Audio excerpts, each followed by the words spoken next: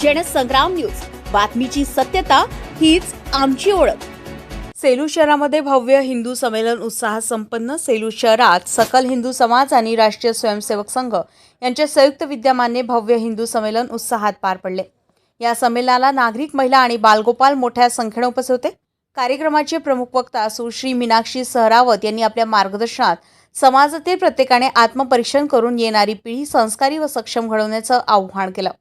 माता भगिनींनी घराघरात गुरुकुल परंपरा सुरू करण्याची गरज त्यांनी व्यक्त केली। कार्यक्रमाची सुरुवात शहरातून काढण्यात आलेल्या दिंडी यात्रेने झाली। त्यानंतर प्रमुख पाहुण्यांच्या हस्ते दीप प्रज्वलन करून भारत मातेच्या प्रतिमेचं पूजन करण्यात आले। यावेळी जय श्रीरामच्या घोषणांनी परिसर दणाणून गेला। कार्यक्रमाला जीवन सुर्वे अध्यक्ष म्हणून उपस्थित होते, तर शेखर केळकर आणि हरिभक्तपरायण विनोद महाराज जाधव यांची उपस्थिती होती। कार्यक्रमाचं सूत्रसंचालन मंगेश बर्डे यांनी केले। शेवटी उपस्थितांना भोजन प्रसाद देण्यात आला आणि कीर्तन कार्यक्रमाने संमेलनाची सांगता झाली। गणेश खोडके, जनसंग्राम न्यूज, सेलू।